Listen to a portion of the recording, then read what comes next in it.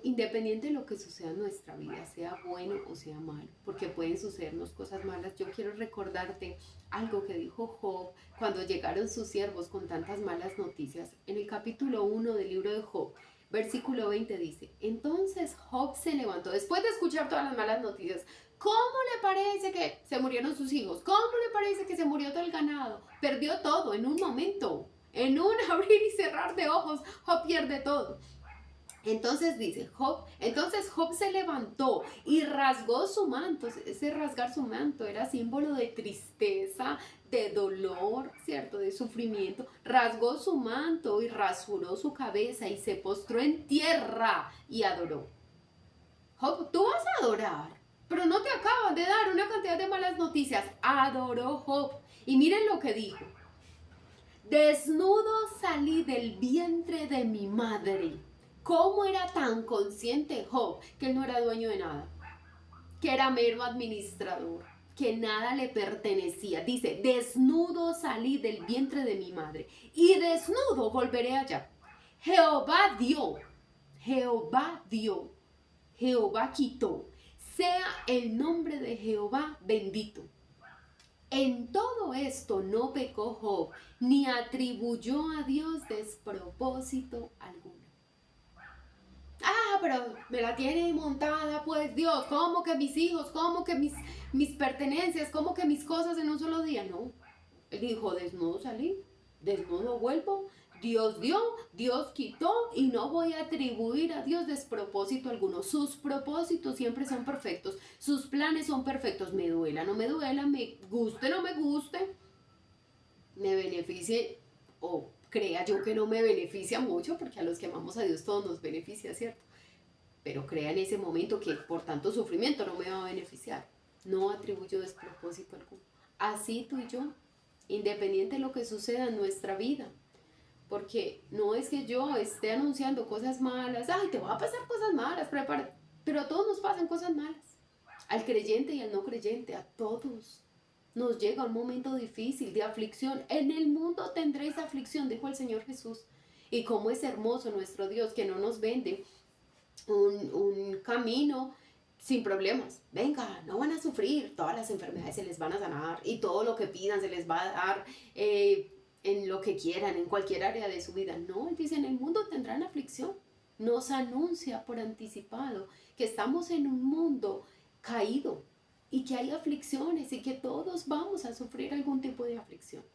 Pero somos bienaventurados porque tenemos a nuestro Señor y Él hace como hizo en la vida de José, que aunque sus hermanos lo vendieron, después fue culpado injustamente de algo que él no había hecho, metido a la cárcel, todo eso Dios lo usó para su bien.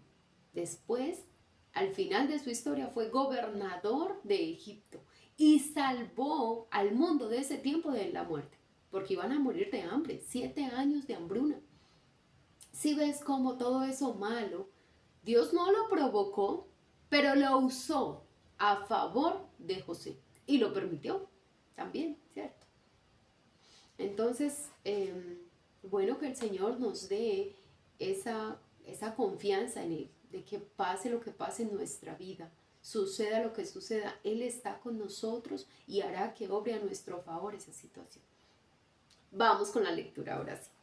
Ellos saben cuáles son sus normas de moral cotidiana, no lo que usted les ha dicho que deben ser, sino lo que son realmente. ¿Por qué? Porque ellos conocen la clase de videos que usted alquila, lo que le causa risa en la televisión y la clase de libros y revistas que trae a su casa. Aquí está hablando Nancy sobre nuestra familia, ¿cierto? Nuestro cónyuge, los hijos, las personas que conviven con nosotros.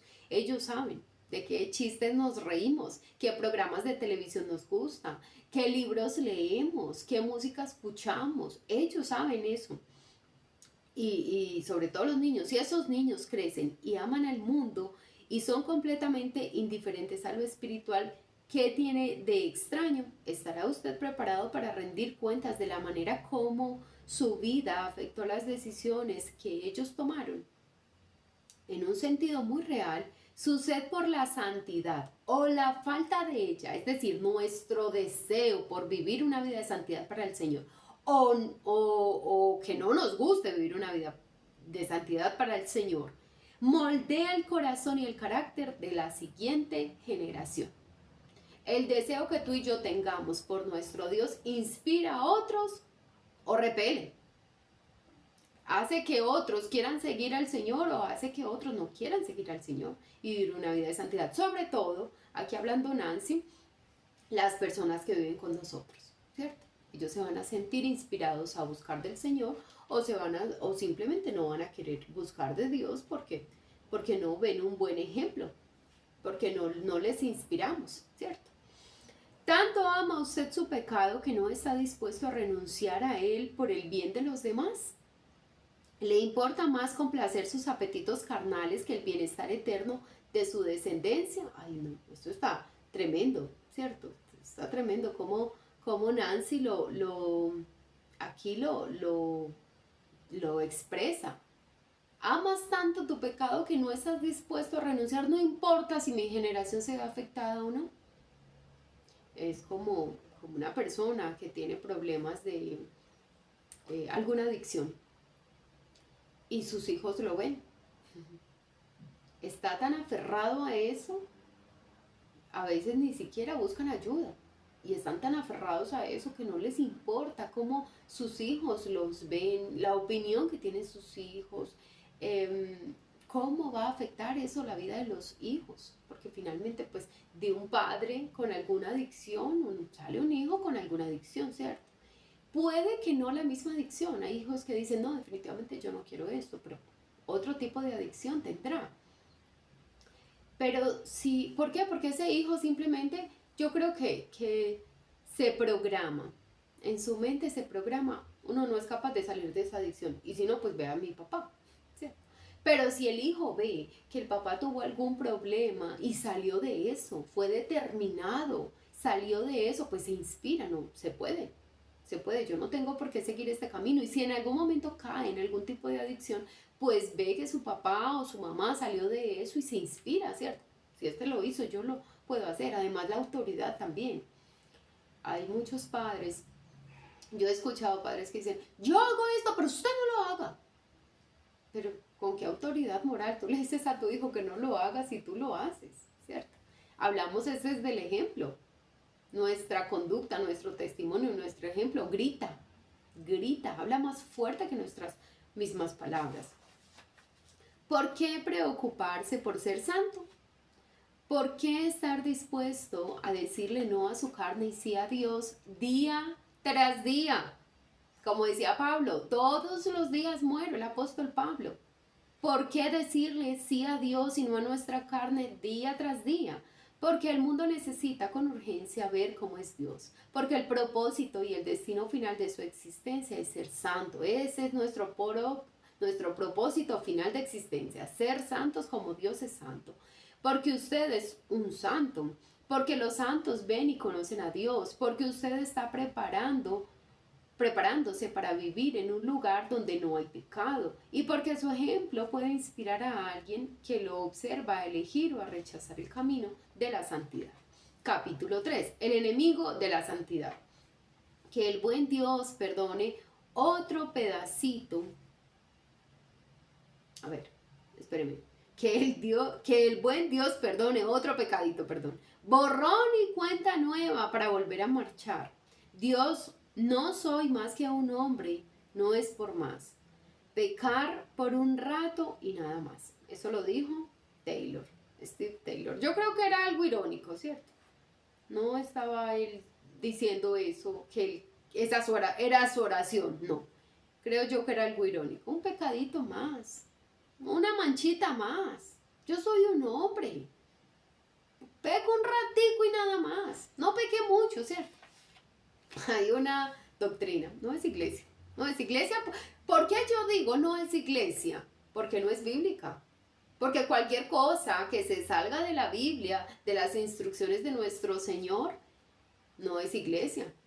Cualquier lugar donde se predique otra cosa que no sea la palabra no es iglesia, una congregación, ¿cierto? Porque la iglesia la conformamos todos aquellos que hemos creído en Cristo Jesús como Señor y Salvador. Eso es una condición. Y no es que yo sea sectaria, no es que yo rechace a unos y acepte a otros. Eso lo dijo Jesús, el problema realmente no es conmigo, ¿cierto? Eso lo dijo el Señor Jesús. Pregúntale tú al Señor. El problema es del Señor, no mío. Entonces, hay congregaciones donde dicen, no, usted sí puede tomar, pero tome poquito. O sea, sí emborráchese, pero emborráchese poquito, no se emborrache pues hasta que pierda el sentido, emborráchese poquito, emborráchese con su esposo. Sí puede irse a bailar a una discoteca, pero baile poquito. O sea, si ponen 50 canciones, baile 25 o baile 20. Es como que dan permiso para que sí peque, pero peque poquito, o sea, no peque mucho. Y peque con los suyos, porque es más grave cuando usted peca con otros.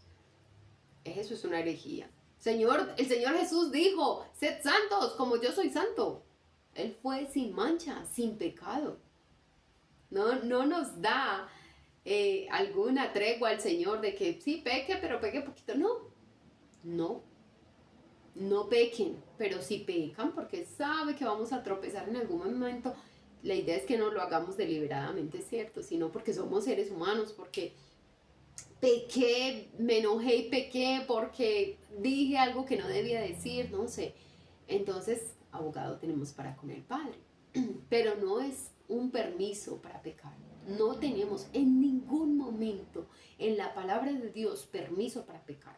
Hay momentos en los que tú y yo vemos que gente hizo algo como para Dios y pecó, mintiendo, por ejemplo, lo vemos. Cuando Herodes dice que maten a todos los niños, ¿cierto? De 2 años. No, la historia de el pueblo de Israel en Egipto. Cuando Faraón dice que maten a los niños judíos que fueran a nacer, si una mujer estaba en embarazo, la partera tenía que ver si era niño o niña. Si era niño, lo mataba. Si era niña, la dejaba viva. Y las parteras no lo hicieron por temor a Dios. No hicieron eso. Entonces, cuando vienen a pedirles cuentas, pero ¿cómo así? ¿Por qué tanto niño vivo si nosotros les dimos instrucción de que el niño que viviera o naciera, muriera? Y dejaran vivas las niñas para que no se siga reproduciendo el pueblo, ¿cierto? No siga creciendo.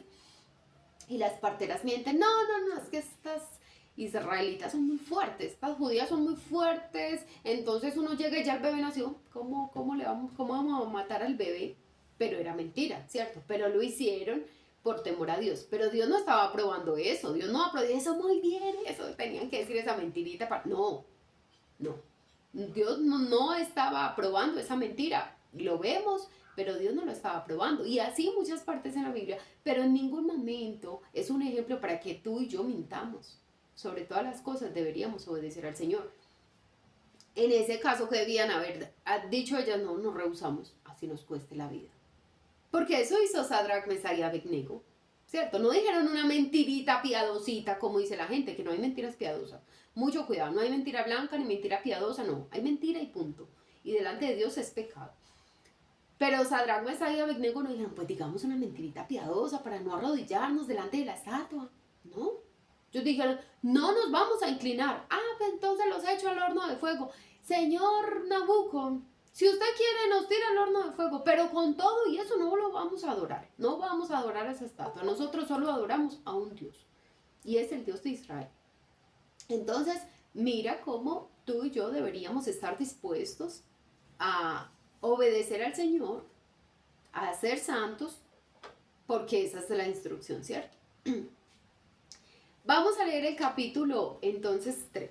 Por más de 12 veranos, Timothy, no a leer el apellido, está muy enredado, un amante de la naturaleza y especialista en osos, vivió en paz y desarmado entre los osos grises de Alaska. Mire, este hombre vivió en paz y desarmado, o sea, no necesitaba armas, los osos por ahí, el hombre viviendo en medio de osos, tranquilo.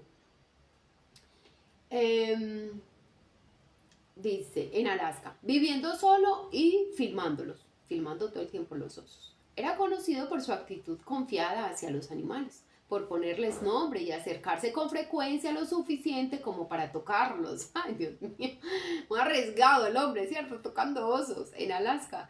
En su aparición en el programa de entrevistas de David Letterman, este hombre describió a los osos como criaturas amigables, prácticamente inofensivas.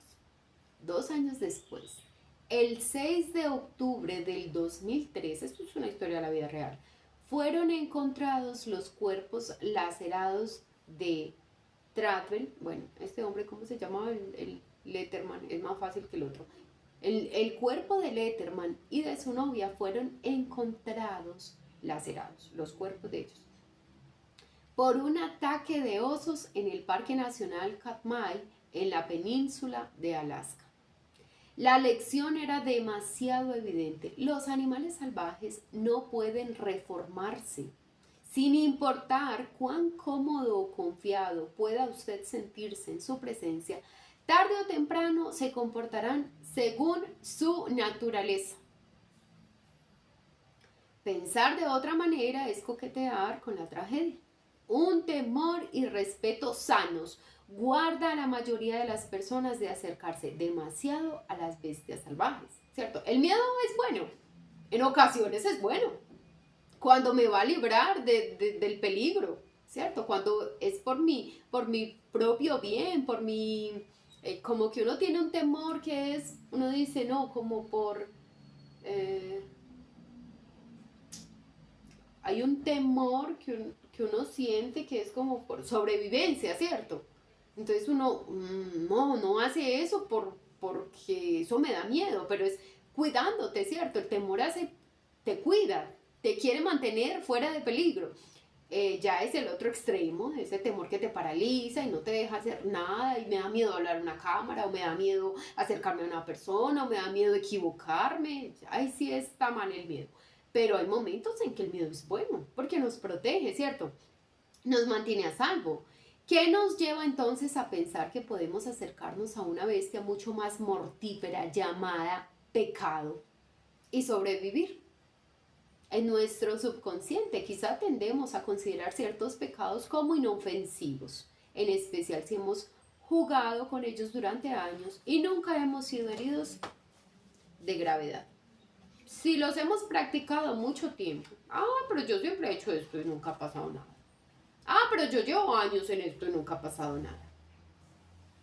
Entonces creemos que como este hombre, los osos son inofensivos. Podemos estar con ellos, podemos compartir con ellos, podemos acercarnos lo suficiente y tocarlos y no pasa nada.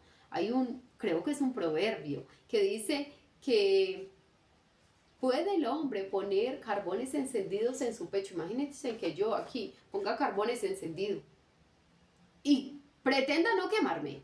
Y voy a creer que no me voy a quemar. Obvio, está encendido, es un carbón, te va a quemar. Lo mismo pasa con el pecado. Puedo acercarme lo suficiente y no pasa nada. Bueno, primero, yo quiero que tú y yo seamos muy conscientes. Si somos hijos de Dios, si hemos recibido a Cristo Jesús como Señor y Salvador, y si hemos comprendido el motivo por el cual Jesús vino a esta tierra a morir por ti y por mí, que fue nuestro pecado, entendamos que seguir pecando deliberadamente, pues es una actitud muy perversa, porque si eso fue lo que llevó a mi Señor Jesús a la cruz, pues yo no debería volverlo a hacer, ¿cierto? Imagínate, piensa, tu hijo murió por tu pecado, no sé, hiciste algo muy grave. Y dicen, listo, usted hizo esto, le va a dar donde más le duele. Y le matan a su hijo. Y usted tiene otro hijo. ¿Y qué tal si tú sigues en las mismas haciendo eso, lo que produjo la muerte de tu hijo? Y le va a producir la muerte al otro hijo. Seríamos perversos. Lo más natural, lo que deberíamos hacer es apartarnos de eso, ¿cierto? De ese pecado, de esa falta, no volverlo a hacer para que ese hijo no sufra. Entonces, si tú y yo, no quiere decir que nuestro Señor Jesús va a volver a morir. El sacrificio fue hecho una sola vez y para siempre. Y con ese fue más que suficiente para que todo aquel que en Él crea no se pierda, sino que tenga vida eterna. Pero, entonces tú y yo, si pecamos deliberadamente, sabiendo que fue el pecado, nuestro pecado, lo que llevó al Señor Jesús a la cruz, si pecamos deliberadamente, ¿sabes qué hacemos? Pisoteamos el sacrificio de nuestro Señor. Menospreciamos el sacrificio de nuestro Señor. Lo tenemos en poco. Por eso no podemos. No podemos querer pecar un poquito, hacer un poquito. No, porque eso fue lo que llevó a nuestro Señor a la cruz. Recuerdo lo que un amigo me contó acerca de un culto al que asistió hace poco, en el que un líder laico se paró ante la congregación y confesó: he llegado a tolerar cierto grado de pecado en mi vida. ¡Ay, qué valentía! Muy valiente este hombre, ¿cierto? Porque tú y yo se lo confesamos al Señor: ay, Señor, perdón, hice esto, pero este hombre en plena congregación dijo: he llegado a tolerar algún grado de pecado en mi vida. Este miembro de la iglesia no había cometido adulterio, ni había robado dinero, simplemente le había sucedido lo que a la mayoría de nosotros: había perdido la sensibilidad a la gravedad del pecado y había aceptado su presencia en nuestra vida en dosis tolerables. Bueno, me imagino que es su presencia, ¿cierto? La presencia del pecado en su vida de manera tolerable. Y así nos pasa a nosotros muchas veces. Perdemos la sensibilidad del pecado, la gravedad, no lo vemos tan grave, ¿sabes? Yo creo que primero un motivo es que nos vamos alejando del Señor. No tenemos una comunión con el Señor. Por ejemplo, a mí mucho tiempo, y bueno, me sigue hablando, porque yo soy de un temperamento fuerte y cuando como que me altero, levanto la voz, ¿cierto? Y llego al grito. Entonces, el Señor empezó a hablar: la gritería, eso no le agrada a Dios. Pero entonces, si yo no leo la Biblia, yo no me doy cuenta que la gritería está mal, que a Dios no le agrada la gritería, y yo sigo gritando. ¿Qué me hace a mí consciente de mi necesidad de dejar de estar gritándole a todo el mundo cuando hacen algo que está mal? Porque pues no es que yo grite, porque sí, no, alguien dio un motivo y, ¿cierto? Y bueno, yo grité. Pero, ¿qué me hace consciente de eso? Leer su palabra, exponerme a la palabra del Señor, tener una comunión con Dios. Eso es lo que me hace consciente de mi pecado. Si yo no paso tiempo en la presencia del Señor, ni leo su palabra, muchas cosas las voy a adoptar en mi vida como normales. Esa es una, no tener una relación con Dios. Y cuando no se tiene una relación con Dios, como tú y yo no conocemos el pensamiento del Señor, empezamos a adoptar el pensamiento del mundo.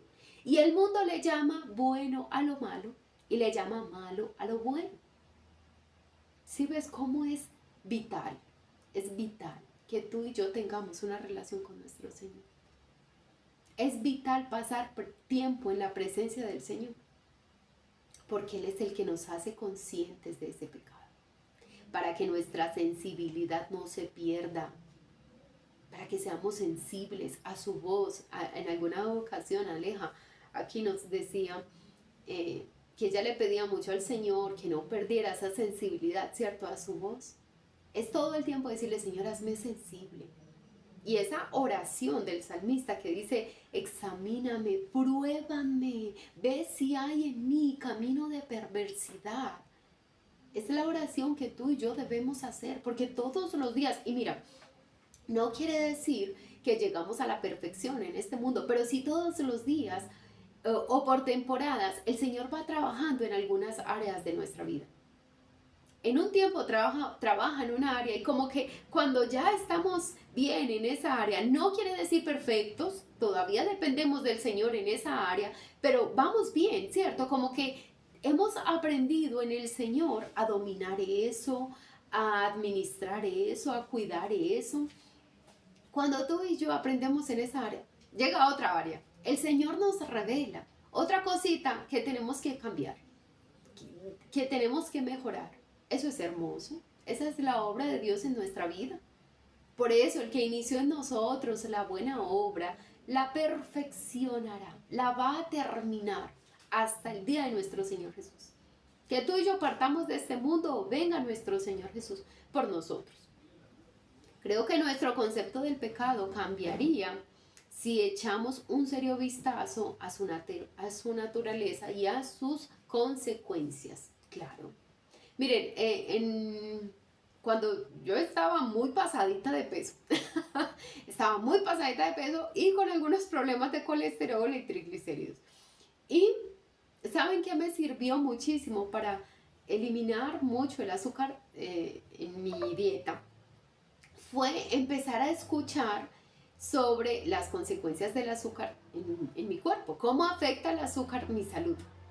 Cuando yo empecé a escuchar eso, ay no, a mí hasta miedo me dio, ay no, qué horrible el azúcar. Empecé a dejar el azúcar, empecé a dejarla, pero ¿por qué? Porque yo escuché, porque me hice consciente de las consecuencias y los efectos que tiene el azúcar en mi cuerpo, en mi salud, ¿cierto? Lo mismo, la harina, las grasas saturadas, las comidas rápidas. Eso es lo que tú y yo debemos hacer. Quiero hacer algún cambio de hábito. Primero, antes de cambiar el mismo hábito, es hacerme consciente de por qué quiero cambiar este hábito. ¿Por qué quiero dejar esto? ¿Cómo afecta esto mi cuerpo si sigo haciéndolo? ¿Cómo afecta mi salud? ¿Cómo afecta mi familia? ¿Cierto? Para ti y para mí va a ser más fácil abandonar prácticas pecaminosas cuando entendemos primero, cuando tenemos una relación con el Señor y entendemos que eso pues afecta mi relación con Dios, pero también las consecuencias que eso va a traer a mi vida. Por ejemplo, yo creo que un papá o una mamá que miente delante de sus hijos no es tan consciente de lo que va a causar eso en esos hijos. ¿Cómo te gusta a ti que te hablen tus hijos? Con sinceridad, ¿cierto?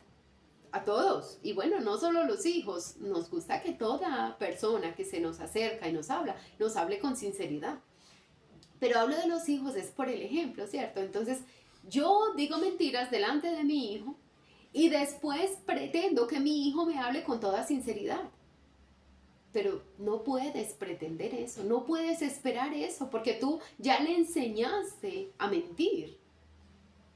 Sí ves las consecuencias, sí ves el efecto, pero a veces no lo dimensionamos. Hacemos cosas delante de los hijos y ellos después replican eso. ¿Quién sufre las consecuencias? Los padres. La conducta de los hijos empieza a afectar a los padres, pero eso fue lo que le enseñaste. ¿Qué es el pecado?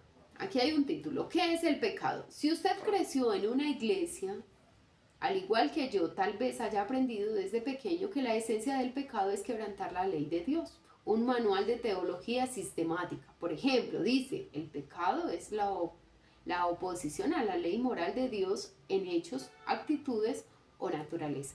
La palabra hebrea que se usa en primera instancia para pecado en el Antiguo Testamento significa errar el blanco. Otras palabras que se usan para describir el pecado señalan la incapacidad humana de estar a la altura de una norma o expectativa divina. Esta definición judicial de pecado es importante y útil. Sin embargo, en años recientes he sido confrontada con el descubrimiento de que el pecado no es solo errar el blanco o la oposición a una norma impersonal. El pecado es también profundamente personal y tiene serias implicaciones en las relaciones. Lo que hace al pecado tan horrendo y deplorable es que es algo contra Dios. Cuando David peca, que él adultera, ¿cierto? Con Betsabé, después mata a Urías. Cuando él se arrepiente de su pecado, dice, contra ti he pecado. David entendió que aunque él había adulterado con Betsabé, había matado a Urías, el pecado había sido contra Dios.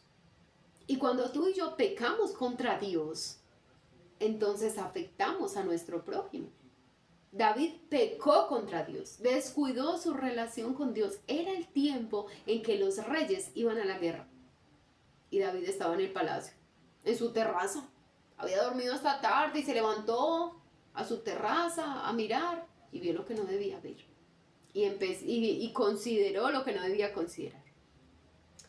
Pero fue su pecado contra Dios. Porque era Dios quien, no era Betsabé, ni Urías, ni nadie del pueblo quien había dicho, no codicies lo que tiene tu prójimo.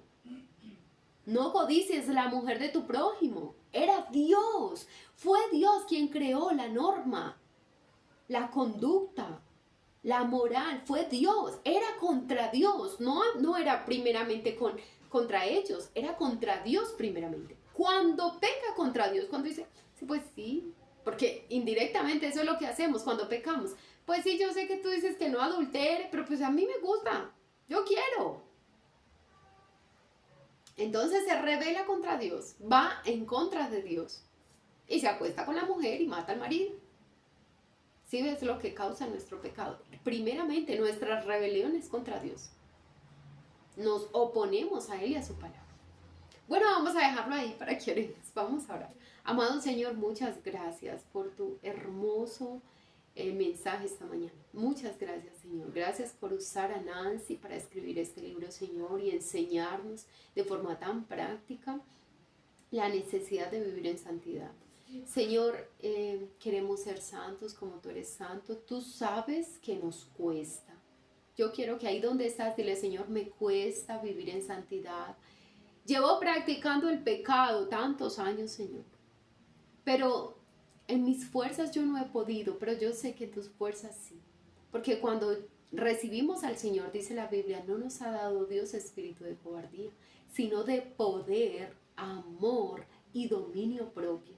Ahora tú y yo, cuando aceptamos a Cristo Jesús como Señor y Salvador, somos capacitados para vivir para Dios. Lo que antes tú y yo no podíamos hacer, ahora lo podemos hacer por el poder que opera en ti y en mí, el Espíritu Santo de Dios. El mismo Espíritu que resucitó a Cristo de entre los muertos está en ti y en mí. Habita en ti y en mí. Opera en ti y en mí para vivir una vida de santidad para el Señor. Gracias, Señor, por habernos salvado, habernos rescatado. Y si alguien no ha recibido al Señor como Señor y Salvador, estás a una oración. Es solo confesar tu pecado, aceptarle como a Cristo Jesús como Señor y Salvador y recibir la fuerza de Él para abandonar tu pecado. Gracias, Señor, en el nombre de Jesús. Amén y amén. Dios les bendiga y feliz día.